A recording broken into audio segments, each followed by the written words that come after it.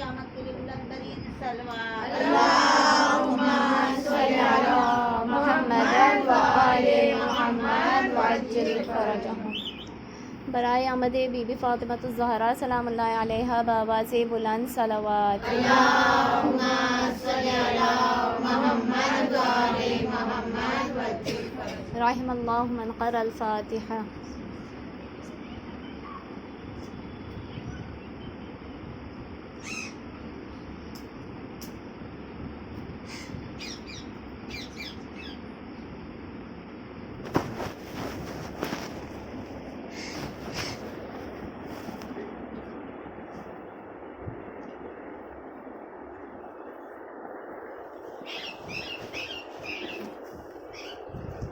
لا حول ولا قوة إلا بالله العلي العظيم.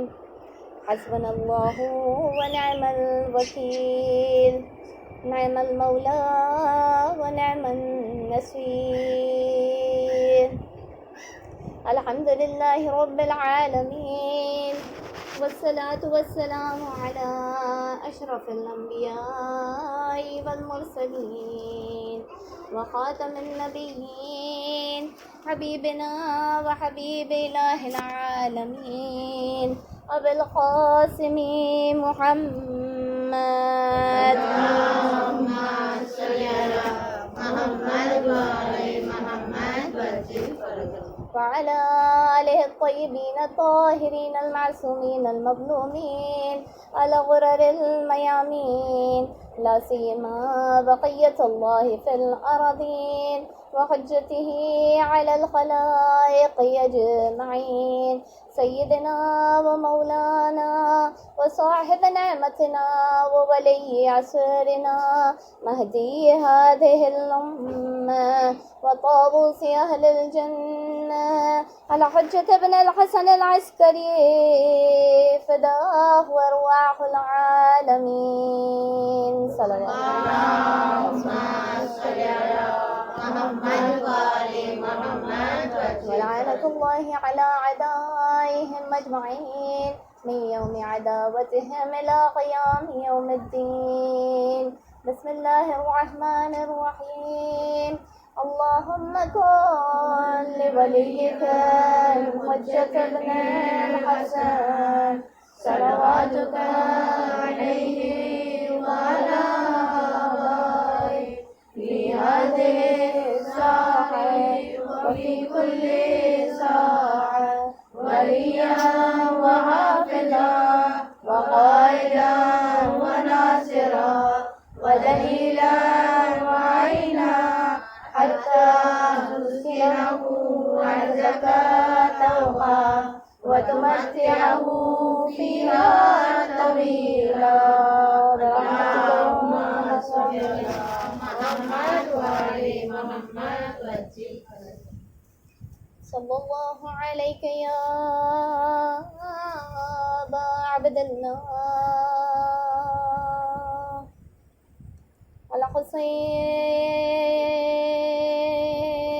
الحسين المظلوم على طشان غريب بكربلاء. صلى الله عليك يا ابن رسول الله يا رحمة الله الواسعة يا باب نجاة الأمة ورحمة الله وبركاته. اللهم صل على محمد وآل محمد وعجل فرجهم. أما بعد فقد قال الله تبارك وتعالى في كتابه المبين وقرآنه المجيد وقوله الحق. بسم الله الرحمن الرحيم. ذلك بأن الله مولى الذين آمنوا وأن الكافرين لا مولا لهم. صلوات عنایت فرمائے محمد. اللهم صل على محمد وآل محمد وعجل فرجهم. عزیزان محترم، السلام علیکم ورحمۃ اللہ وبرکاتہ. وعلیکم السلام ورحمۃ اللہ وبرکاتہ. تمام تعریفیں اس معبود حقیقی کے لیے جس نے اس تمام کائنات کو خلق فرمایا اور خلق فرمانے کے بعد تمام مخلوقات میں انسان کو منتخب فرما کر اسے اشرف المخلوقات بنایا، اور پھر انسانوں میں سے ایک طبقے کو جس سے اس نے منتخب فرمایا انہیں ولایت اہل بیت یعنی اپنی نعمت عظمیٰ سے نوازا. تمام تعریفیں اس خدا کے لیے، اس محمود کے لیے جس نے محمد کو تمام کائنات کے لیے رحمت للعالمین بنا کر بھیجا، اس اعلیٰ کے لیے جس نے علی کو امیر المومنین قرار دیا، اس فاطر السماوات والارض کے لیے جس نے فاطمۃ الزہرا کو سیدۃ النساء العالمین قرار دیا، اور اس محسن اور قدیم الاحسان کے لیے جس نے امام حسن اور امام حسین کو سیدہ شباب اہل الجنہ قرار دیا. ایک صلوات عنایت فرمائے محمد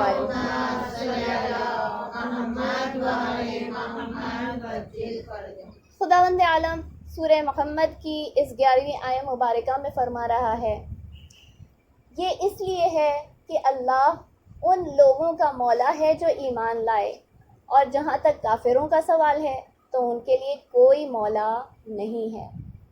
عزاداران محترم، ذرا اس آیہ مبارکہ پر ہم غور کریں. خداوند عالم یہاں پر جو ہے مولا لفظ کا استعمال کر رہا ہے.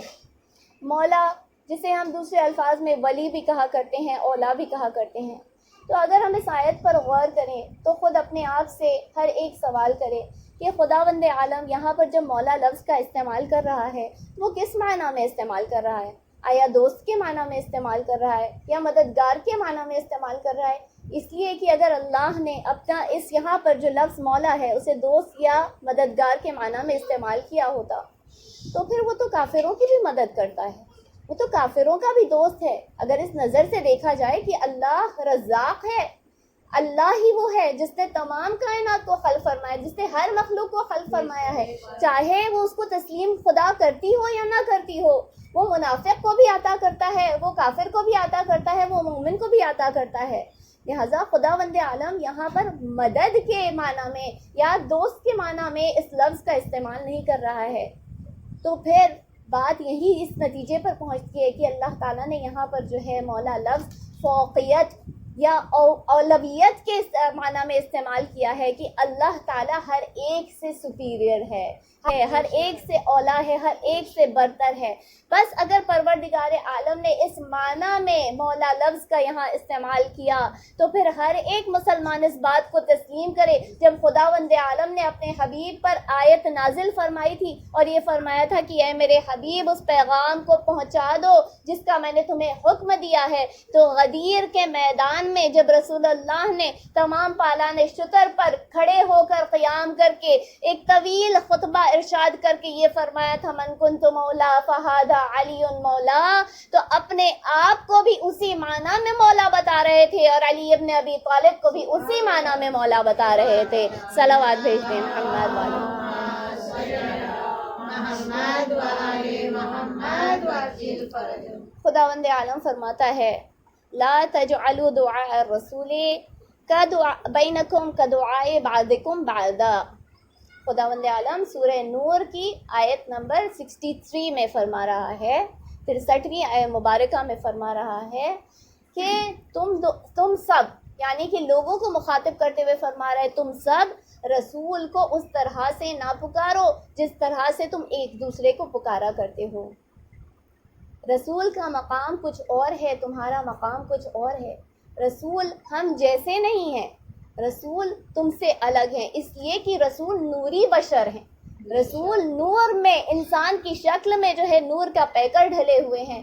لہٰذا خداوند عالم فرما رہا ہے ہر ایک جو ہے اس وقت میں عربوں کے درمیان یہ رواج ہوا کرتا تھا کہ ایک دوسرے کو نام سے پکارا کرتے تھے. جیسے ہم جو ہے اگر ہمارے پیئرس ہوں تو ایک دوسرے کو ہم نام سے پکارتے ہیں, نام سے پکارا کرتے ہیں. تو رسول اللہ کو بھی اس وقت میں جو ہے لوگ یا محمد کہہ کر پکارا کرتے تھے. پس خداوند عالم کا فرمان جاری ہوا کہ اب سے تم میرے بھیجے ہوئے رسول کو محمد کہہ کے نہیں پکارو گے, لیکن تم انہیں یا رسول اللہ کہہ کر مخاطب کیا کرو گے. اس طرح سے مخاطب نہ کرو گے جسے ایک دوسرے کو مخاطب کیا کرتے ہو. اور پھر خداوند عالم کا آگے فرمان آیا, وہ فرماتا ہے یا ایھا الذین آمنوا لا ترفعوا اصواتکم فوق صوت النبی ولا تجهروا له بالقول كجهر بعضكم لبعض ان تحبط اعمالکم وانتم لا تشعرون. سورہ حجرات کی آیت نمبر 3 میں جو ہے خداوند عالم فرما رہا ہے کہ اے وہ لوگ جو ایمان لے کر آئے,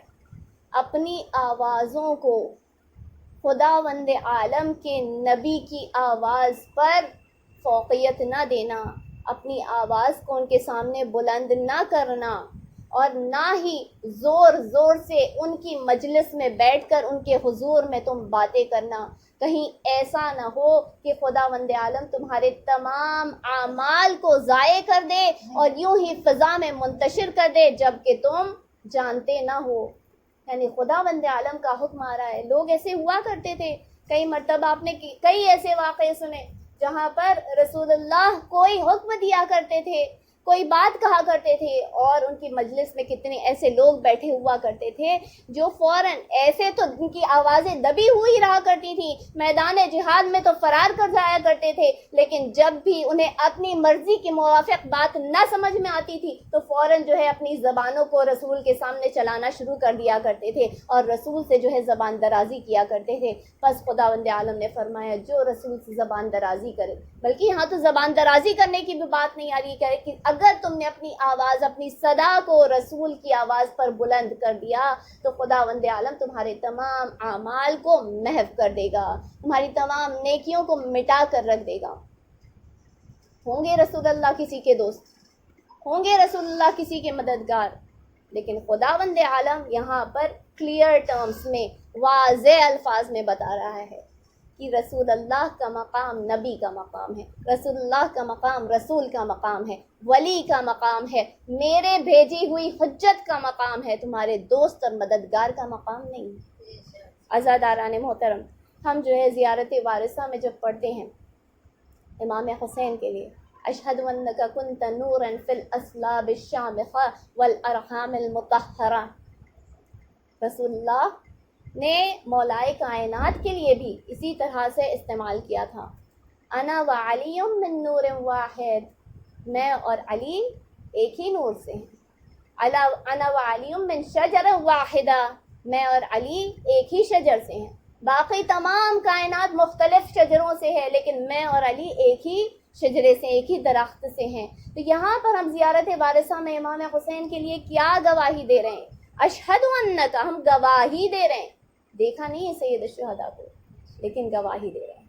گواہی کے لیے کیا چیز ضروری ہوتی ہے؟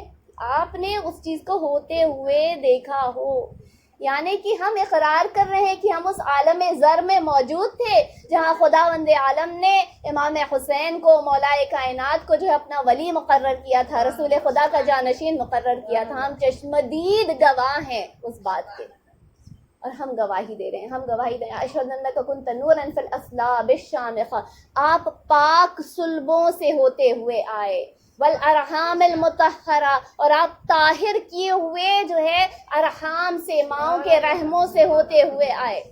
عزاداران محترم, یہاں پر اس بات کی گواہی دے رہے ہیں کہ آپ کے آباء و اجداد میں, آپ کی ماؤں میں کوئی ایک شخص بھی ایسا نہ تھا جو کہ اللہ کی توحید کا قائل نہ تھا, جو وحدانیت خدا کا قائل نہ تھا. ہمارے اور ان کے عقیدوں میں کتنا فرق ہے, جہاں وہ حضرت ابراہیم کو ایک کافر کا بیٹا مان لیا انہوں نے, لیکن ہم گواہی دے رہے ہیں کہ اے حجت پروردگار, آپ جو ہے پاک سلموں سے اور طاہر کیے ہوئے ارحام سے منتقل ہوتے ہوئے اس دنیا میں آئے ہیں.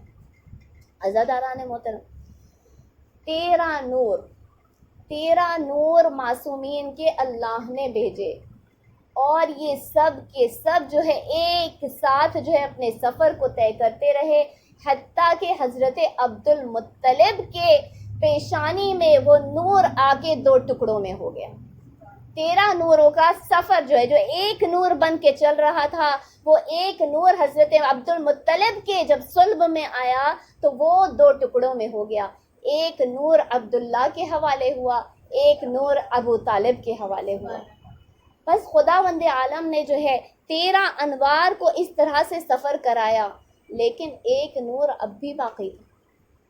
13 نوروں کو اپنے آباء و اجداد کے صلبوں کا سفر کرنا پڑا، لیکن ایک وہ ایسا نور تھا جس کے لیے حبیب خدا کو معراج پر آسمانوں پر جانا پڑا۔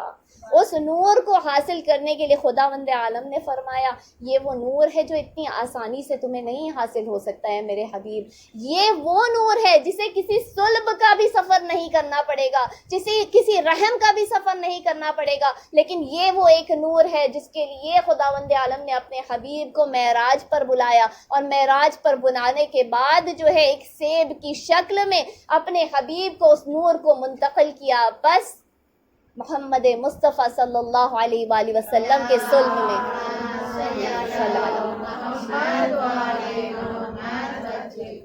وہ نور ظاہر ہوا، اور پھر اس کے بعد جو ہے یہ فاطمۃ الزہرا کا نور جو ہے اسی نے تمام ائمہ علیہم السلام کو اس دنیا میں لایا۔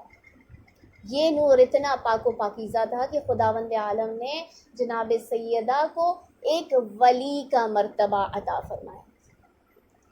ولی ہونے کے لیے مرد ہونا شرط نہیں ہے، رسالت کے لیے، نبوت کے لیے، امامت کے لیے ہم دیکھیں سب کے سب مرد ہیں۔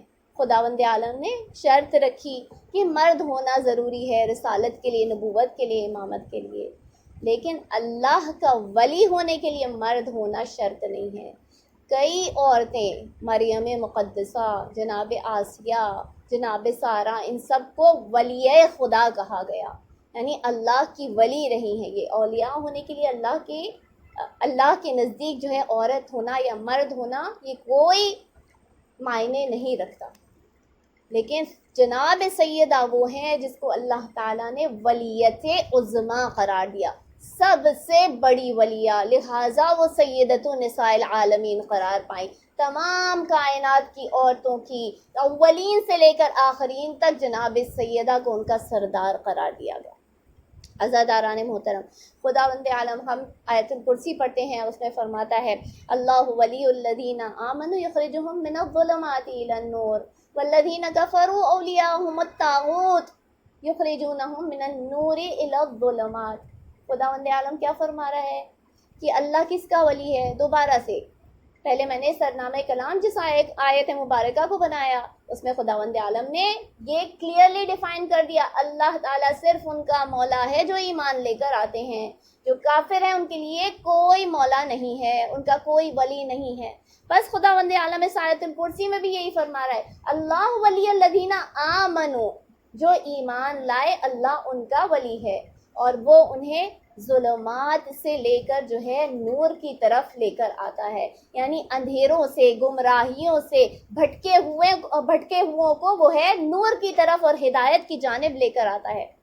والذین کفروا اولیاءہم الطاغوت، اور جو کافر ہیں، جو اللہ میں ایمان نہیں لائے، خدا کو تسلیم نہیں کرتے، ان کے اولیاء کون ہیں؟ ان کے اولیاء طاغوت ہیں۔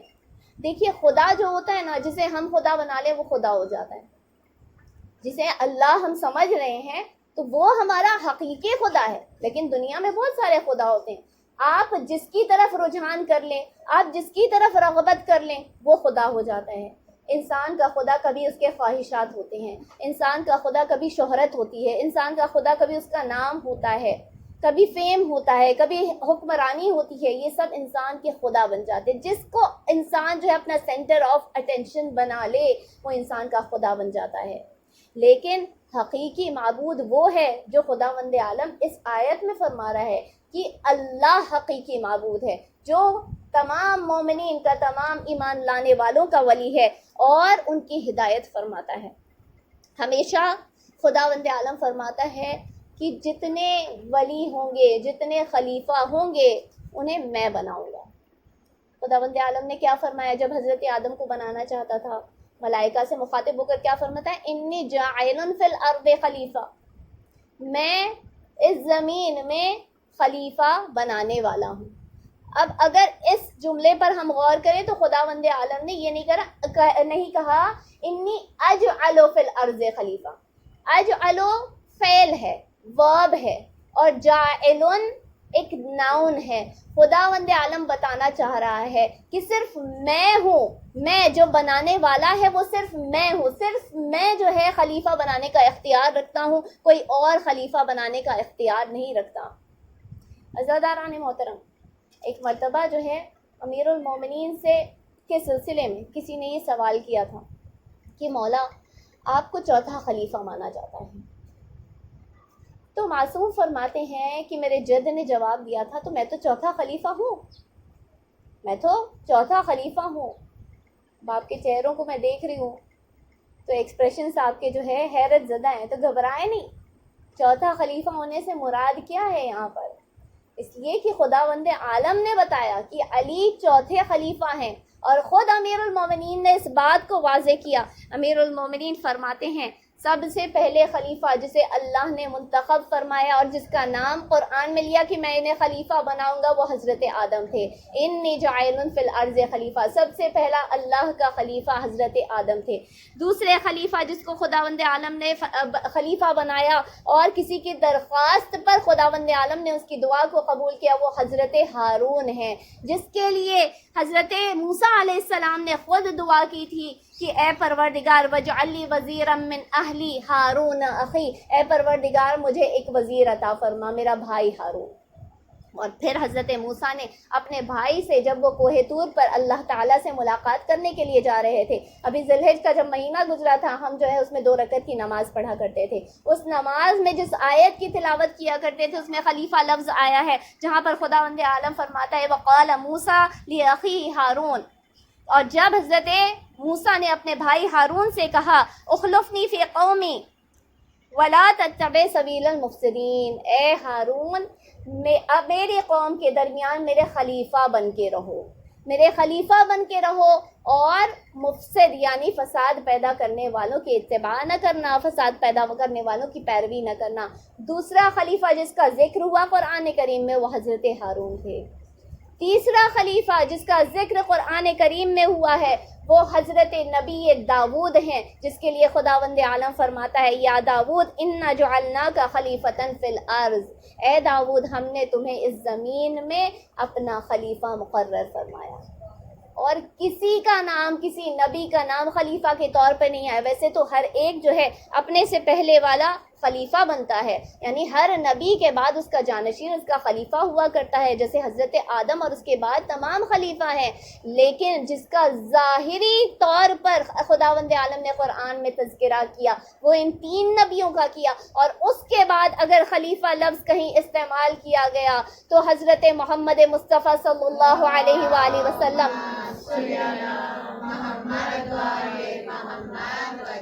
جنہوں نے مولائے کائنات کے لیے پہلی دعوت سے، پہلی تبلیغ سے لے کر آخری اعلان تک جو ہے مولائے کائنات کو اپنا بھائی، اپنا خلیفہ، اپنا وزیر، اپنا جانشین بتاتے رہے.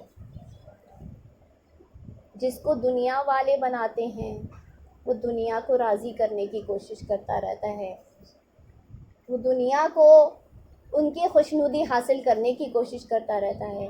لیکن مولائے کائنات وہ ہیں جسے اللہ نے بنا کر بھیجا، بس وہ اللہ کی مرضی چاہتے رہے. اسی لیے تو شب ہجرت جو ہے خداوند عالم نے حضرت ابو طالب کے بیٹے کے لیے، فرزند کے لیے وہ آیت نازل فرما دی جس میں صاف الفاظ میں خداوند عالم نے فرمایا کہ رسول کے بستر پر جو اپنی نفس بیچ کر سو رہا ہے وَمِنَ النَّاسِ مَن يَشْرِي نَفْسَهُ ابْتِغَاءَ لِمَرْضَاتِ اللَّهِ وَاللَّهُ رَءُوفٌ بِالْعِبَادِ. سورہ آل عمران کی آیت مبارکہ خداوند عالم فرما رہا ہے اور لوگوں میں سے وہ ہے جو اپنی نفس کو اللہ کی مرضی کے خاطر بیچ دیا کرتا ہے، اور وہ کوئی اور نہیں بلکہ مولائے کائنات علی ابن ابی طالب ہیں. اللہم صلی علی محمد. بس امیر المومنین فرمایا کرتے تھے میں ہی تو چوتھا خلیفہ ہوں جسے اللہ نے منتخب فرمایا۔ عزاداران محترم، مولائے کائنات صرف انسانوں کے مولا نہیں ہیں۔ یہاں پر مجھے تھوڑا سا تذکرہ زعفر جن کے بارے میں کرنے کے لیے کہا گیا ہے، لہٰذا میں ان کی طرف بھی جو ہے اشارہ کرتی ہوئے چلوں۔ صرف انسانوں کے مولا نہیں ہے، صرف انسانوں کے ولی نہیں ہیں، جنات اور جتنی تمام مخلوقات ہیں ان سب کے ولی مقرر کیے گئے ہیں۔ زعفر جن کون تھے؟ الحمدللہ ہم میں سے زیادہ تر لوگ زیارتوں پر جا چکے ہیں، اور جو نہیں گئے ہیں، جو دوبارہ جانے کا شوق رکھتے ہیں، خداوند اعلیٰ ہم سب کو جو ہے دوبارہ سے نجف میں حاضری دے کر مولا کی زیارت نصیب فرمائے، اور ان تمام بند راستوں کو جو کووڈ کی وجہ سے بند ہو چکے ہیں، پروردگار اس بلا کو، اس وبا کو ہمارے درمیان سے دفع کر کے ان تمام بند راستوں کو دوبارہ سے کھول دیں۔ تو ہر ایک جو ہے جب عراق ہم جاتے ہیں، جب کوفہ کی زیارت کے لیے جاتے ہیں، تو جب مسجد کوفہ میں جاتے ہیں تو مسجد کوفہ میں کس دروازے سے داخل ہونے کی تاکید کی گئی ہے، کس دروازے سے داخل ہونے کا استحباب ہے؟ باب ثعبان کہا جاتا ہے، جسے آج کے ٹرم سے آپ کو وہاں باب ثعبان نہیں لکھا ہوا نظر آئے گا، وہاں باب فیل نظر آئے گا۔ اور یہ باب ثعبان کہا ہی جاتا ہے ایک اژدہے کو، ایک سرپنٹ کو ثعبان کہا جاتا ہے عربی میں، ثعبان، ث عین بے الف نون، ثعبان۔ تو یہ باب ثعبان، اور یہاں پر تاکید کیوں ہوئی کہ جتنے مومنین ہیں اسی دروازے سے داخل ہوں؟ اس لیے کہ جو اس دروازے سے داخل ہوا تھا وہ علی کا شیعہ تھا، وہ اللہ کا ماننے والا تھا، وہ رسول کی پیروی کرنے والا تھا۔ ایک مرتبہ مولائے کائنات مسجد کوفہ میں بیٹھے تھے، ان کی خلافت کا دور تھا، اور وہ قضاوات جو ہے یعنی فیصلے سنا رہے تھے۔ اس وقت میں تمام اصحاب اور دیگر لوگ جو ہے افراد وہاں جمع تھے۔ اگر ہم اس کی تاریخ دیکھیں تو یہ جو ثعبان، جو باب ثعبان لفظ ہے، ہم دیکھتے کہ جب بنو امیہ کا دور آیا تو اس نام کو تبدیل کر کے فیل رکھ دیا گیا، باب فیل رکھ دیا گیا۔ جیسے بنو امیہ کا دور ختم ہوا، دوبارہ سے اس کا نام باب ثعبان کر دیا گیا۔ جب صدام آیا تو اس نے اس کو دوبارہ سے باب فیل اس کا نام رکھ دیا، یعنی صدام اپنی نسل بتا رہا تھا کہ دیکھو میں کس کی نسل سے ہوں، میں بنو امیہ میں سے ہوں۔ تو یہاں پر ہم دیکھتے ہیں کہ مولا فیصلے سنا رہے تھے، اتنے میں کیا ہوا کہ ایک اژدہا اس دروازے سے داخل ہوا جسے باب ثعبان کہا جاتا ہے۔ ایک اژدہا جیسے ہی داخل ہوا، تمام لوگ جو بیٹھے تھے اس میں خلفشار مچ گیا، ہر ایک جو ہے گھبرا کر بھاگنے لگا وہاں سے۔ اتنے میں مولا فرماتے ہیں کہ گھبراؤ نہیں، یہ تمہارے لیے نہیں آیا ہے، یہ میرے لیے آیا ہے۔ لوگوں نے ذرا چین کی سانس لی، اور یہ اژدہا جو ہے مولائے کائنات کے قریب آ کر بیٹھ گیا۔ جیسے ہی مولائے کائنات کے قریب آیا تو لوگوں نے دیکھا کہ مولا نے اپنے کان کو اس کے ٹنگ کی طرف جو ہے، اس کی زبان کی طرف بڑھایا۔ اس نے مولا کے کان میں کچھ بات کہی، کسی کو بات کیا ہوئی وہ تو سنائی نہیں دی۔ مسلمان بھی عجیب ہیں، جب نہ سننے پر آتے ہیں تو واضح اعلان کو بھی نہیں سنتے، اور جب سننے پر آتے ہیں تو کبھی کبھی کانوں میں کہی ہوئی بات بھی سن لیا کرتے ہیں۔ یہاں پر تاریخ میں کسی نے نقل نہیں کیا کہ اس اژدہے نے مولا کے کان میں کیا بات کہی، لیکن ہاں مولا کے جملے کو نقل کیا کہ جب مولا نے اس کی بات کو سن لیا تو ایک مرتبہ کہا جعلتک انت، یعنی کہ میں نے تجھے بنایا، اتنا نقل کیا۔ اچھا بات پتہ کیسے چلی کہ ہوا کیا اس وقت میں؟ تو یہاں دیکھیں کہ جس بات کا میں نے آپ کے سامنے تذکرہ کیا کہ جو مسلمان حضرت ابو طالب کو نعوذ باللہ کافر کہتے ہیں، انہوں نے اس بات کو سن لیا، یہ کہا اپنی کتابوں میں درج کر لیا کہ رسول اللہ نے آگے بڑھ کر، جب حضرت ابو طالب کے سکرات کا وقت تھا تو رسول اللہ نے آگے بڑھ کر ان کے کانوں میں کچھ کہا، اور وہ جو کہا تھا، جو کانوں میں کہا تھا، وہ انہوں نے سن بھی لیا، جبکہ کانوں میں کہی ہوئی بات اتنی آسانی سے سنائی نہیں دیتی۔ عجیب مسلمان ہیں جنہوں نے اپنی کتابوں میں یہ درج کر لیا کہ رسول اللہ نے حضرت ابو طالب کو کہا تھا کہ آپ کا ٹھکانہ جہنم ہے، آپ جو ہے دوزخ میں داخل کیے جائیں گے، نعوذ باللہ۔ لیکن جب رسول اللہ غدیر میں پالان شتر کے منبر پر بلند آواز سے حضرت علی کے بازوؤں کو اٹھا اٹھا کر لوگوں کو دکھاتے رہے اور فرماتے رہے من کنت مولا فہذا علی مولا، تو لوگوں نے جو ہے اس اعلان کو انسنا کر دیا اور یہ کہنے لگے کہ ہم تو بوڑھے تھے، ہم تو دور کھڑے تھے، ہمیں تو سنائی نہیں دے رہا تھا، اور اس طرح کے بہانے تلاش کرنے لگے۔ نعرہ حیدری یا علی دشمنان اہل بیت لعنت بے شمار۔ لعنت۔ تو عزاداران محترم، ایک مرتبہ جب یہ اژدہے کو اطمینان ہو گیا وہاں سے چلا گیا۔ جب چلا گیا تو ہر ایک نے سوال کیا مولا یہ کون تھا اور کیوں آپ کے پاس آیا تھا؟ اس وقت مولا نے فرمایا کہ جنات کی جو دنیا ہے ان کے درمیان ان کے سردار کا انتقال ہو گیا۔ اس سردار کا انتقال ہو گیا تو اس کے بعد ان کے جو بیٹے ہیں ان میں ایک رائے نہیں بن پا رہی تھی کہ تمام بھائیوں میں سے اب کون سرداری کرے گا، کون بادشاہت کرے گا، کون حکومت کرے گا۔ تو ہر ایک نے یہ فیصلہ کیا کہ ہم میں سے ایک جو ہے امیر المومنین کے پاس جائے گا اور جو وہ فیصلہ کر دیں گے وہ ہمیں منظور ہو جائے گا۔ عزاداران محترم، تمام علماء کا یہ اعتقاد ہے کہ انسانوں کے درمیان جو ہے مومن ہوا کرتے ہیں، کافر ہوا کرتے ہیں، منافق ہوا کرتے ہیں، لیکن جنات کے درمیان صرف دو کیٹیگری ہے، یا تو کافر ہوا کرتے ہیں یا پھر مومن ہوا کرتے ہیں۔ یعنی ہر ایک جو اللہ میں اور اس کے رسول میں ایمان لایا وہ ولایت امیر المومنین میں بھی ایمان لایا، ان میں کوئی ولایت کا منکر نہیں ہے۔ جو رسول کا ماننے والا ہے وہ علی کا ماننے والا ہے، لہٰذا انہوں نے کہا کہ مولا جو فیصلہ کریں گے ہمیں منظور ہوگا۔ تو یہ شخص آیا اور اس نے جو ہے مولا سے اس بات کو بتایا اور اس کے بعد مولا نے فیصلہ سنایا۔ مولا نے کیا فیصلہ سنایا؟ جا میں نے تجھے سردار مقرر کیا، میں نے تجھے تمام جنات کا سردار منتخب فرمایا۔ اور پھر جو ہے یہ اژدہا وہاں سے چلا گیا۔ عزاداران محترم، ان کے ہی نسل سے یعنی ان سرداری جنوں کے جو سردار تھے انہوں نے کتنی آسانی سے امیر المومنین کو اپنا مولا تسلیم کر لیا۔ کیوں تسلیم کیا؟ کیونکہ ایک واقعہ جو ہے ماضی میں ہو چکا تھا، ایک واقعہ ماضی میں ہو چکا تھا۔ آپ جب ماہ رمضان کی تاریخوں کا جائزہ لیتے ہیں تو اس میں 70ویں ماہ رمضان میں آپ کو جو ہے ایک عجیب و غریب واقعہ جو ہے نقل پایا جائے گا کتابوں میں، جہاں پر ایک مرتبہ جو ہے رسول اللہ اپنے اصحاب کے ساتھ ایک جنگ کے لیے جا رہے تھے، اور جب راستے میں تھے رات کا وقت تھا، رات کے وقت ان کے پاس پانی نہ تھا۔ اس وقت رسول اللہ نے اپنے اصحاب سے کہا جاؤ کنویں میں سے پانی لے آؤ۔ صحابی جاتے تھے، ڈول کو کنویں میں ڈالتے تھے اور اچانک سے نیچے سے کوئی ڈول کاٹ دیا کرتا تھا۔ دوسرا صحابی گیا، اس کے ساتھ بھی یہی ماجرا پیش آیا۔ تیسرا گیا، اس کے ساتھ بھی یہی ماجرا پیش آیا۔ ڈول پہ ڈول غائب ہوئے جا رہے تھے، کوئی ان کی رسیاں کاٹ دے رہا تھا۔ ایک مرتبہ رسول اکرم کے حضور میں آتے ہیں اور کہتے ہیں یا رسول اللہ، ہم تو کنویں پر پانی لینے جاتے ہیں لیکن کوئی ہماری ڈول کاٹ کے اسے اپنے پاس رکھ لیتا ہے اور ہم پانی نہیں لا پاتے۔ رسول اللہ فرماتے ہیں جا ان سے کہو کہ محمد نے تمہیں حکم دیا ہے۔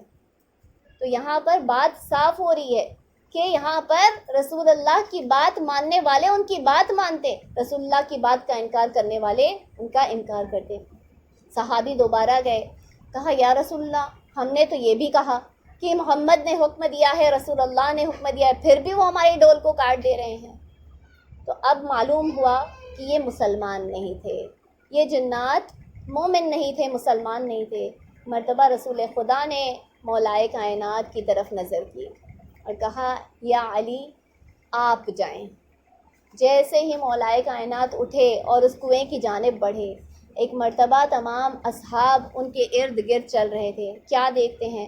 مولائے کائنات نے ڈول تو نہیں ڈالی لیکن اپنی تلوار کو بے نیام کیا، تلوار کو بے نیام کیا اور کنویں کے اندر اتر گئے. جب کنویں کے اندر اتر گئے تو سارے اصحاب حیران و پریشان. اب تک تو ڈول غائب ہو رہا تھا, اب تو علی بھی غائب ہو گئے, بس ایک علی کا ہی تو سہارا تھا. یہاں پر اصحاب پریشان. اتنے میں کچھ دیر وہاں پر پریشان حال میں کھڑے رہے. کچھ وقت گزرا تھا کہ اچانک کیا دیکھا کہ مولائے کائنات اس کنویں سے باہر آئے.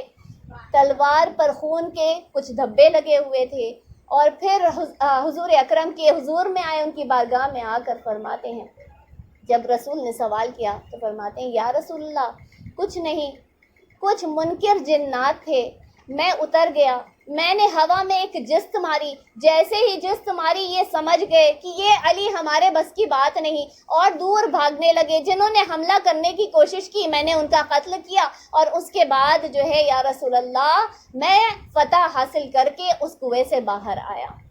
تو جنات نے یہ جنگ دیکھی تھی کہ مولائے کائنات کے مقابلے میں کوئی نہیں آ سکتا, مولائے کائنات کو کوئی نہیں ہرا سکتا. ان کے مقابلے میں آنا یعنی دوزخی بن جانا. بس ان جنات نے بہت ہی آرام سے اور بہت ہی جلد مولائے کائنات کے اس فیصلے کو تسلیم کر لیا, اس لیے کہ وہ جن جان گئے تھے کہ ہم تو جن ہیں, یہ امام انس و جن ہے. ایک صلوات بھیج دیں محمد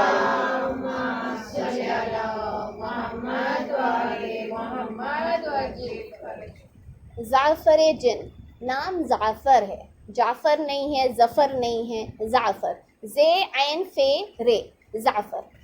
زعفر جن انہی سردار کی نسل میں سے تھے, اور امام حسین کے خلافت کے دور میں, امامت کے دور میں جو ہے اپنی زندگی گزار رہے تھے.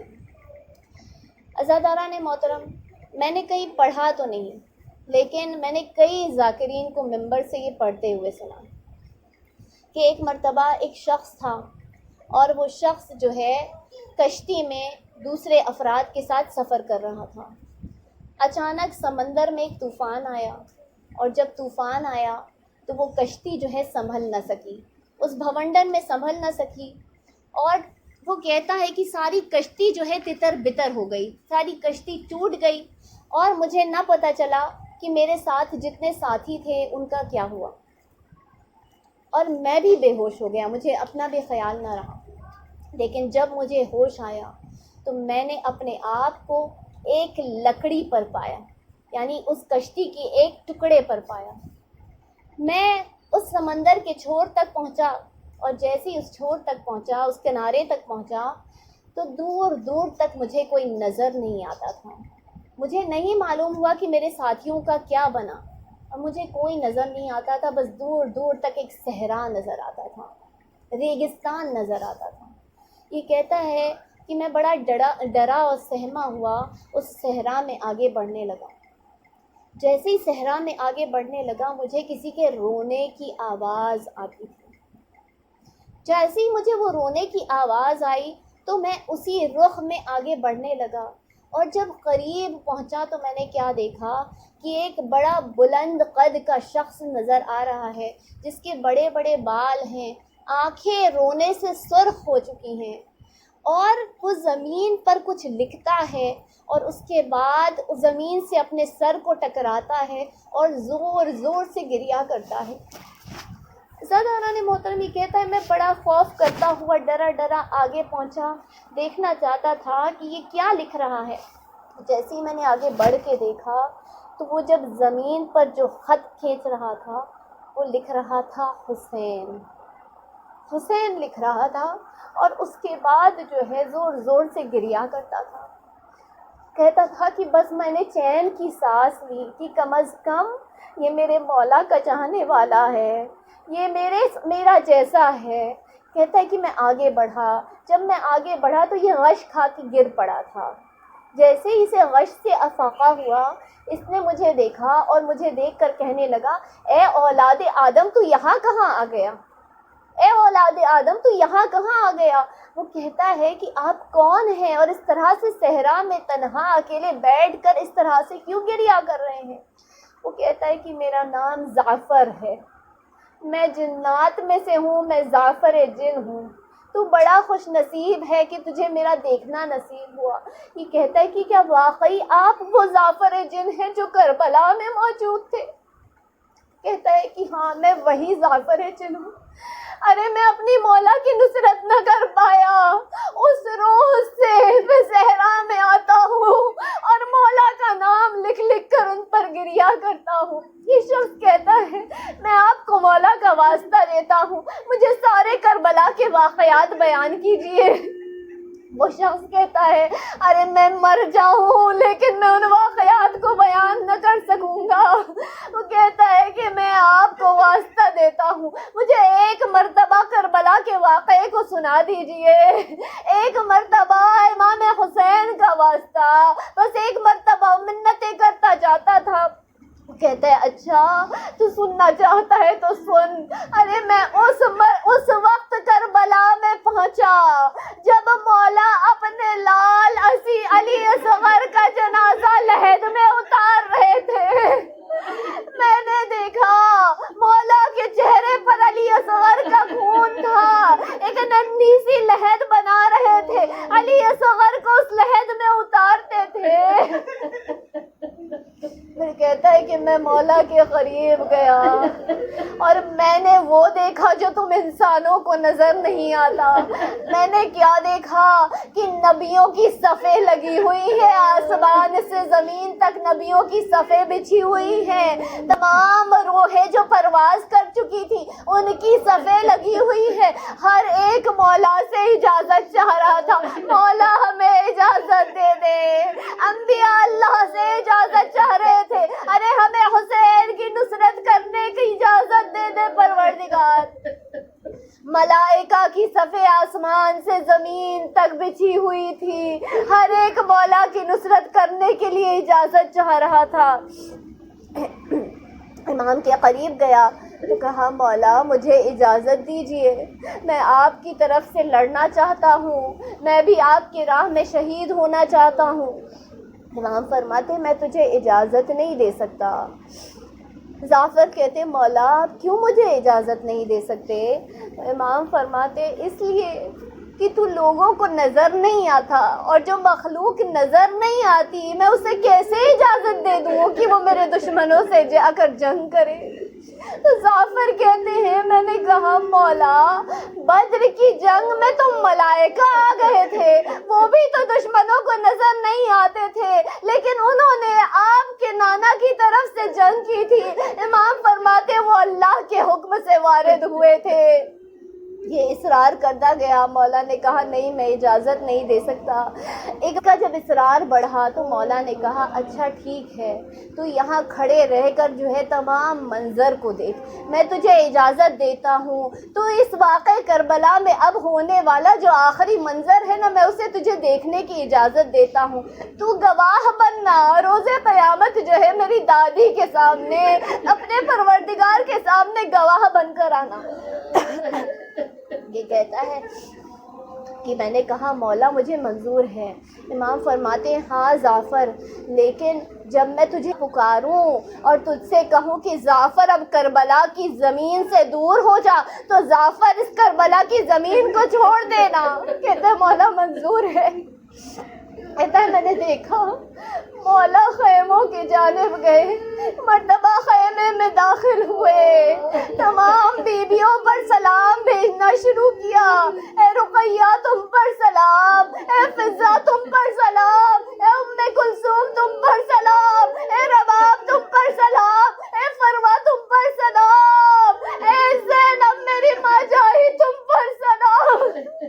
یہ کہتا ہے کہ جب مولا نکلنا چاہتے تھے تو میں نے دیکھا کہ بیویوں نے ایک حلقہ بنایا ہوا تھا، جب مولا نکلنا چاہتے تھے تو خیمے کا پردہ اٹھتا تھا اور گرتا تھا جیسے کہ بڑے گھر سے کسی عظیم ولی و سرپرست کا جنازہ نکل رہا ہو۔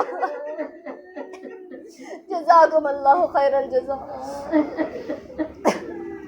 مرتبہ کہتا ہے کہ مولا خیمے سے باہر آئے، میں نے کیا دیکھا، مولا کو جناب زینب نے ذوالجناح پر سوار کیا، اور جب ذوالجناح پر سوار ہوئے تو ذوالجناح آگے نہیں بڑھتا تھا۔ مولا اس سے فرماتے تھے، اے ذوالجناح میں جانتا ہوں کہ تو بہت تھکا ہوا ہے، اے ذوالجناح میں جانتا ہوں کہ تو صبح سے اس مقتل میں آ کر لاشوں پہ لاشیں میرے ساتھ لا رہا ہے ذوالجناح، لیکن ذوالجناح بس آخری زحمت دینا چاہتا ہوں، اب تجھے میدان میں جانا ہے، واپس نہیں آنا۔ ذوالجناح نے اپنی نظروں کو اپنے سمو کی طرف کیا، امام نے کیا دیکھا، ایک چھوٹی سی بچی ہے ذوالجناح کے سمو سے لپٹی ہوئی فریاد کر رہی ہے، اے ذوالجناح میرے بابا کو نہ لے جا۔ جو بھی میدان میں گیا اس کا خون میں ڈوبا ہوا لاشا واپس آیا۔ ارے میرے چچا عباس میرے لیے پانی لینے گئے تھے، خون میں ڈوبا ہوا عالم تو آیا لیکن چچا واپس نہ آئے۔ مرتبہ امام زین سے زمین پر آئے، بچی کو گود میں لیا، بچی کو گود میں لینے کے بعد سکینہ کو سمجھانے بجھانے لگے، اے سکینہ مجھے جانے دو سکینہ، بڑی دعاؤں سے اور مرادوں سے تمہیں مانا تھا سکینہ۔ بچی کہتی ہے بابا اگر اتنی مرادوں سے مانا تھا تو اس وقت مجھے چھوڑ کر کیوں جاتے ہو بابا؟ امام فرماتے ہیں سکینہ جب میں تمہارے لیے دعا کرتا تھا، نماز شب میں دعا کرتا تھا، اے پروردگار مجھے ایسی بچی عطا فرما جیسے تو نے میرے نانا کو عطا فرمائی، جس سے میں اتنی محبت کروں جیسے نانا اماں سے کیا کرتے تھے، وہ مجھ سے اتنی محبت کرے جیسے اماں نانا سے کیا کرتی تھی۔ لیکن پروردگار نے مجھ سے سوال کیا تھا، اے حسین کیسے پتا چلے گا کہ سکینہ زیادہ پیاری ہے یا میں زیادہ پیارا ہوں؟ میں نے جواب دیا تھا، اے میرے معبود 10 محرم 61 ہجری کو جب میں اپنی اس بچی کو جنگلوں میں روتے ہوئے چھوڑ کر چلا جاؤں گا اور تیری آواز پر لبیک کہوں گا تو پروردگار میری محبت کو تول لینا۔ سکینہ پر نیند طاری ہو گئی۔ کیسے آئی سکینہ کو نیند؟ امام نے دعا کی، سکینہ کو نیند آ گئی، سکینہ کو بیویوں کے حوالے کیا، مولا آگے بڑھنے لگے۔ جیسے ہی میدان میں آئے تھے مولا نے ذوالفقار کو بے نیام کیا، ذوالفقار کو فضا میں لہرانے لگے، سر کٹتے ہوئے نظر آتے تھے۔ حمید ابن مسلم کہتا ہے میں نے کسی ایسے شخص کو نہ دیکھا جو صبح سے جنگ کے میدان میں لڑ رہا ہو، جس کا بدن زخمی ہو چکا ہو، لیکن جیسے جیسے وہ مقتل میں آگے بڑھتا جاتا اس کا چہرہ اور روشن و منور ہوتا جاتا۔ ہر ایک سے پوچھتے جاتے اے میرے لال علی اکبر میری جنگ نہ دیکھو گے؟ بوڑھے باپ کی جنگ نہ دیکھو گے اکبر؟ عباس سے کہتے ہیں میرے شجاع بھائی عباس اپنے بھائی کی جنگ نہ دیکھو گے؟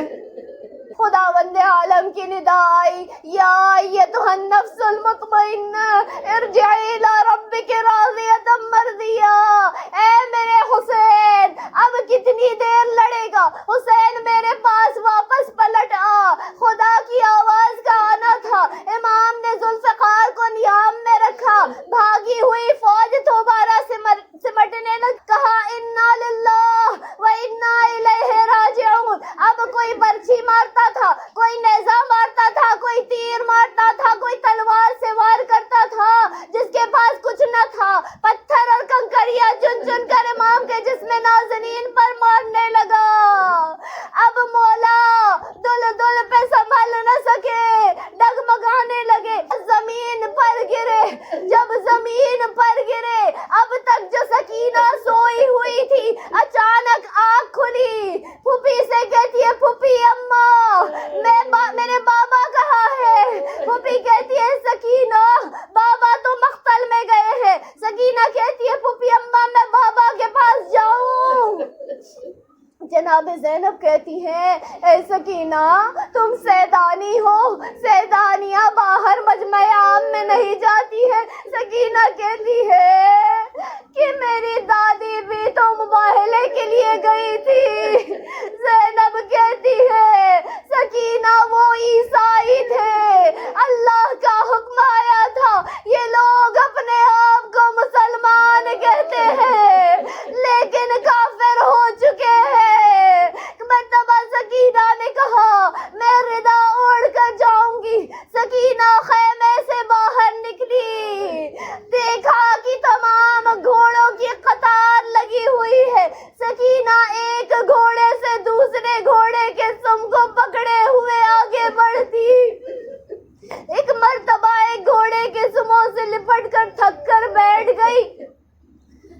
گھوڑے بے زبان گھوڑے ایک دوسرے سے کہنے لگے ارے یہ حجت خدا کی بیٹی ہے، خبردار کہیں تمہارے سم سے کچل نہ دے۔ معلوم ہوا کربلا میں حیوان انسان بن گئے تھے لیکن انسان حیوان سے بدتر ہو چکے تھے۔ کیا دیکھتی ہے سامنے ایک بوڑھا شخص نظر آیا۔ سکینہ اس بوڑھے شخص کے قریب گئی، کہتی ہے ارائیت ابی کیا تو نے میرے بابا کو دیکھا ہے؟ وہ بوڑھا کہتا ہے تیرے بابا کا نام کیا ہے؟ سکینہ کہتی ہے حسین ابن علی۔ ارے جیسے ہی حسین کا نام سننا تھا اس بوڑھے ملعون نے ایک مرتبہ تیر کا نشانہ سادھا، تیر کو چھوڑا، سکینہ سے کہتا ہے اے سکینہ یہ تیر دیکھ جہاں جا کر لگتا ہے وہی تیرا بابا ہے۔ سکینہ ننھے ننھے قدموں سے آگے بڑھی، جب تک پہنچی تیر سینے میں اتر چکا تھا۔ اپنے ننھے سے ہاتھوں کو بابا کے سینے پر رکھا، اے بابا مجھے معاف کرنا، نہ میں آپ کا پتہ پوچھتی نہ یہ تیر آپ کے سینے میں پیوست ہوتا۔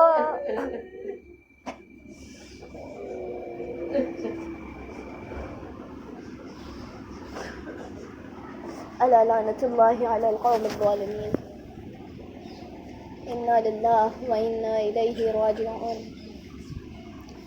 بار الہ تجھے تیرے پاک اور قدوس ناموں کا واسطہ، تیرے اسم اعظم کا واسطہ، تیرے خاص نام اللہ کا واسطہ، پروردگار تجھے تیرے حبیب اور ان کے اہل بیت اطہار کا واسطہ، بار الہ تجھے فاطمۃ الزہرا اور ان کے لٹے ہوئے گلشن کا واسطہ، اپنی آخری حجت کے ظہور میں تعجیل فرما تاکہ وہ آ کر تمام مظلومین کا خصوصاً اپنے جد اور جدہ کے ناحق بہائے گئے خون کا انتقام لے سکے۔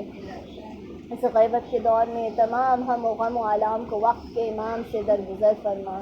اس غیبت کے دور میں ہم سب کو ایمان پر ثابت قدم رہنے کی توفیق عطا فرما۔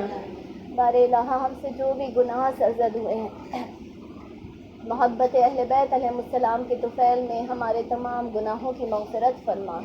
پروردگار ہم نے جو بھی عبادتیں انجام دی ہیں یہ ناقص ہیں، معیوب ہیں، لیکن پروردگار تیرے واسطے سے انجام دی ہے، تیری خوشنودی کے لیے انجام دی ہیں۔ ان تمام عبادتوں کو اور ان تمام مجالس اعضاء کو اور جو تمام اعمال یہاں کیے گئے ہیں پروردگار اپنی بارگاہ میں انہیں شرف قبولیت عنایت فرما۔ پروردگار جو بھی تمام بچوں کو، تمام افراد کو، تمام مومنین اور مومنات کو جناب سکینہ کا واسطہ ہر ایک کے اوپر ان کے والدین کے سائے کو برقرار فرما۔ ہر والد اور والدہ کو طول عمر اور صحت بھری عمر عطا فرما۔ جو مرحوم ہو چکی ہیں ان کی قبروں پر اپنی رحمت کی بارش نازل فرما۔ پروردگار تجھے سید الساجدین کا واسطہ جو بیمار اور مریض ہیں، خصوصاً اس کووڈ کی بیماری میں جو مبتلا ہیں، پروردگار ان سب کو جلد از جلد شفائے کاملہ عنایت فرما۔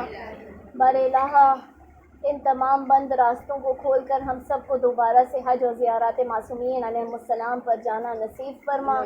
ہم سب کو وقت کے امام کی چہرہ اقدس کی زیارت نصیب فرما۔ ہم سب کو ان کے چاہنے والوں میں، ان کے منتظرین میں، حتیٰ کہ ان کے شیعوں میں جگہ عطا فرما۔ بار الہ جو بھی رزق کے لیے پریشان حال ہیں ہر ایک کو حلال وسیع اور طیب رزق عطا فرما اور ہم سب کو اس دنیا میں آخرت میں نمایاں کامیابی اور کامرانی عطا فرما. ربنا تقبل منا انك انت السميع العليم. اللهم صل على محمد سورہ فاتحہ بابا سے. الحمد للہ رب العالمین الرحمن الرحیم مالک یوم الدین ایاک نعبد و ایاک نستعین اهدنا الصراط المستقیم صراط الذین انعمت علیہم غیر المغضوب علیہم ولا الضالین. بسم اللہ الرحمن الرحیم قل هو اللہ احد.